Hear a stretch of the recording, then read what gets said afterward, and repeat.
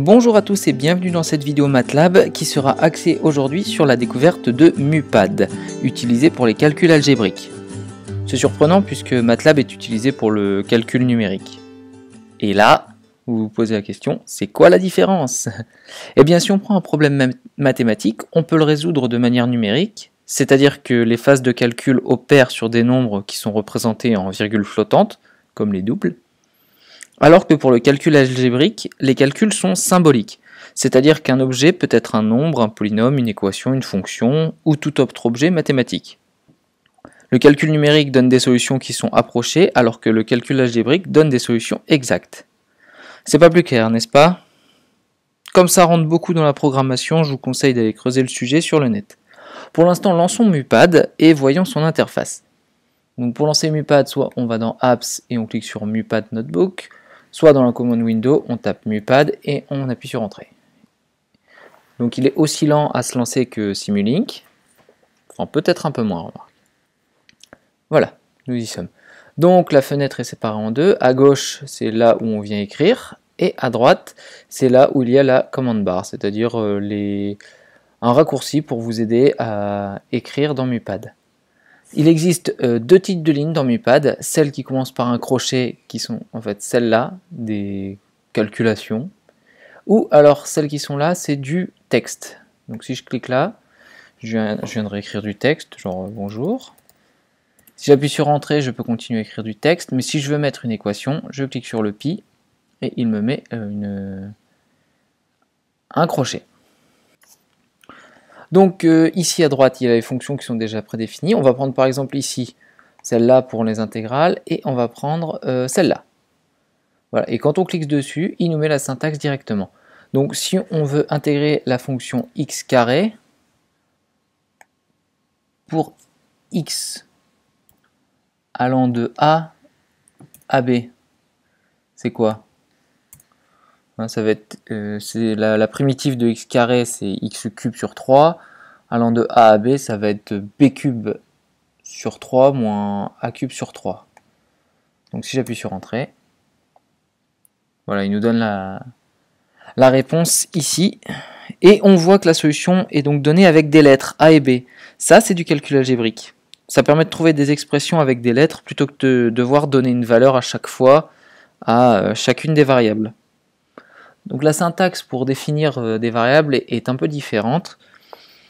Par exemple, dans MATLAB, si on écrivait a égale 1, ça donnait la valeur 1 à la variable a.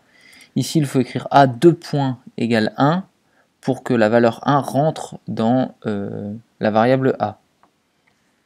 Donc si on fait entrer, bon, ça marche. Je vais le réécrire.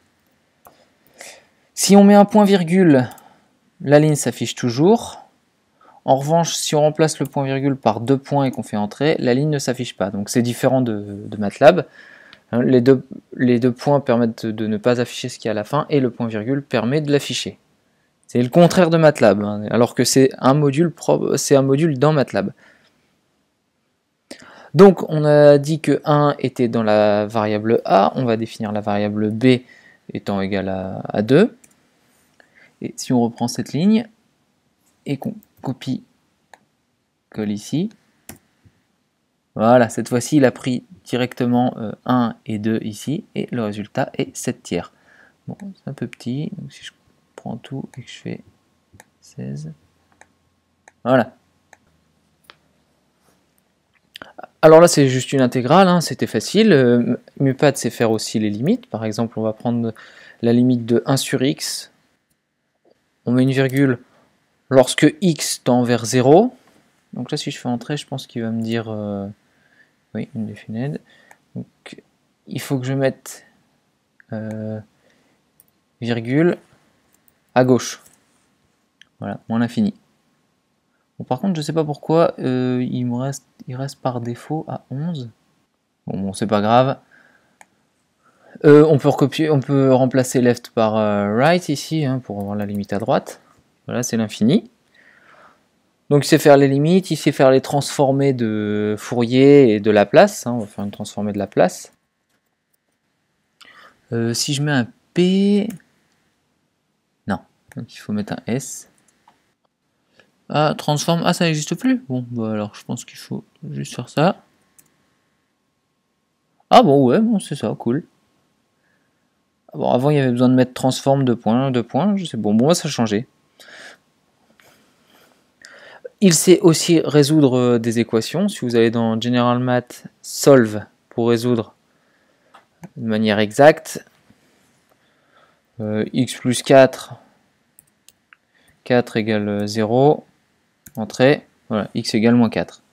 Bon, là, j'ai pris une équation très simple, mais évidemment, il sait en faire des plus compliquées. On peut lui mettre des matrices la taille qu'on veut. On va lui mettre une matrice carrée. Alors quand vous cliquez, vous avez pu le remarquer, il met dièse avec des valeurs à côté. Dièse, c'est un commentaire ici. Donc la valeur en haut à gauche, hein, 1, 1, et ben on va mettre, alors A et B non, puisque c'est déjà pris, on va mettre C. Voilà, on valide. Et encore mieux, en fait, on va faire grand A, 2 points, égale, la matrice, etc., entrée. Et là, si on fait inv, donc l'inverse de la matrice grand A, cool, merci. Bon, alors c'est où? Matrice inverse. Ah d'accord, bon c'est 1 sur. Et là, voilà, il nous retourne la matrice, l'inverse de la matrice grand A.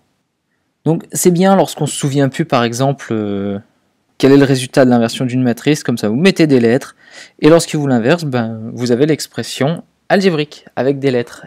Et c'est là la différence avec la manière de programmer en MATLAB, c'est que lui, il lui faut obligatoirement des valeurs. Donc quand on a fait un document comme ça, on peut aller dans File, Export, et on peut l'enregistrer sous format PDF.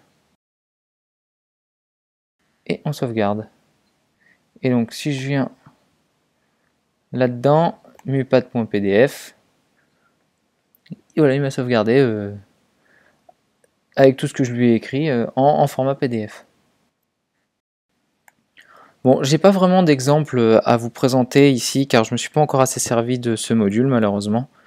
Mais si je peux vous donner un conseil, c'est que vous pouvez faire quelque chose de pratique, c'est de vous faire plusieurs lignes de code avec diverses fonctions ici, et que vous l'exportez en PDF, ça vous fait un aide-mémoire, par exemple pour les transformer de Laplace ou de Fourier.